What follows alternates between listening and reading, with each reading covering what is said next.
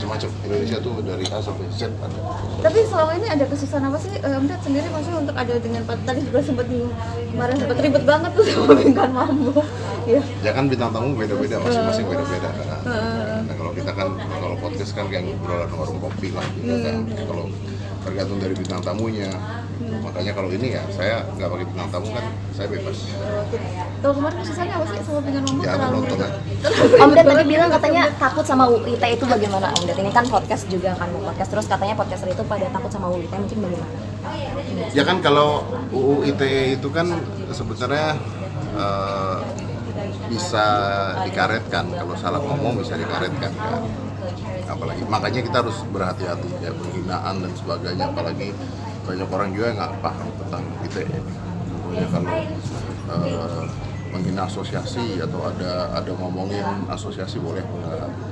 Kalau setahu saya kan UU ITE itu kan letterlek manusia satu orang. Jadi kalau misalnya lembaga atau apa itu nggak bisa kena. Nah, tapi kan banyak orang nggak paham. Tapi ada SKB 3 Menteri juga yang menurunkan kalau nggak salah jadi 4 tahun. Tapi kan apapun itu ketika itu diedarkan bisa dipotong-potong jadi masalah kalau menurut saya. Makanya kalau di podcast saya kan saya kasih time code.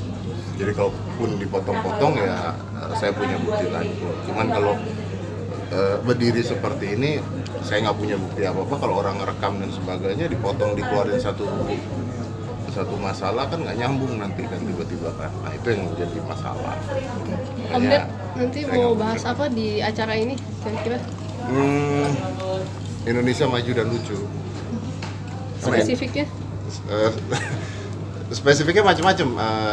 Dukungan, belaan terhadap Indonesia, kritikan terhadap Indonesia, semuanya.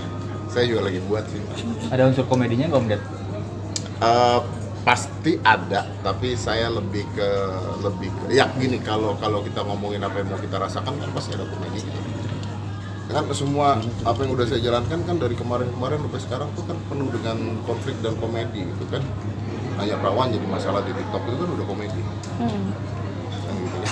Om Ded kemarin sempat kesel juga nggak sih waktu sama Pinkan itu kok kayak? Kalau saya nggak kesel karena siapapun bintang tamunya sih saya menikmati.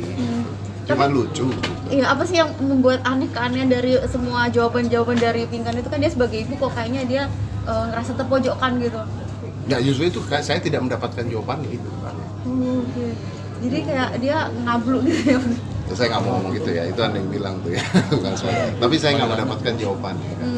Tapi sebagai orang tua sendiri melihat jawaban-jawaban dari Pinkan itu seperti apa sih? Maksudnya anaknya diperlakukan seperti itu, tapi kok malah ibunya begitu gitu. Saya sulit bicara karena saya nggak tahu keadaan yang ada di keluarga itu seperti apa. Namun kalau kemarin, kalau buat saya contohnya yang saya lawan, contohnya ketika dia mengatakan saya ibu, saya adalah seorang ibu yang paling baik di muka bumi ini. Contohnya nggak ada lain ibu yang lebih baik dibandingkan saya, ya saya lawan dong. Kalau gitu ibu dia nggak lebih baik dari dia, ibu saya nggak lebih baik dari dia. Ya kayak gitu-gitulah. Tapi nggak make sense banget ya jawabannya dia selama Om Ded tanya ya. Kenapa? Nggak make sense banget gitu, maksudnya jawaban dia tuh kayak selalu Gini, kalau make sense atau nggak make sense kan tergantung orangnya. Mungkin bagi dia make sense. Ya kan? Sulit. Om Ded terakhir dong tips untuk sebagai podcaster yang paling bagus lah di Indonesia gitu. Kalau untuk orang yang awam baru pengen bikin podcast, tipsnya apa dari Om Ded? Kalau untuk orang awam yang baru pengen bikin podcast, menurut saya bikin dulu. Jadi kebanyakan sekarang orang-orang ketika mau mulai itu, wah ributin kamera, ributin alat, ributin suara, ributin apa gitu. Banyak orang-orang yang ngomong ke saya, oh ya mesti dia ada studionya bagus, ininya bagus, kameranya bagus. Coba tonton podcast saya balik ke 4 tahun yang lalu. Saya podcast sudah 4 tahun, coba tonton 4 tahun yang lalu, coba lihat. Saya pakai webcam. Webcam 400.000 saya bikin podcastnya. Jadi kalau orang mau mulai dulu. Kalau udah mikirin masalah, nggak mulai-mulai. Tapi sejauh ini yang biasanya ditemuin sama Om Deddy sebagai podcaster, tantangannya apa sih Om Deddy? Atau kesulitannya gitu? Sejauh menjadi Saya nggak, nah kalau kesulitannya buat saya nggak ada, karena buat saya menyenangkan. Kesulitannya mungkin buat bintang tamu ya, kalau buat saya karena menyenangkan buat saya. Tapi saya tuh orang yang nggak pakai prompter.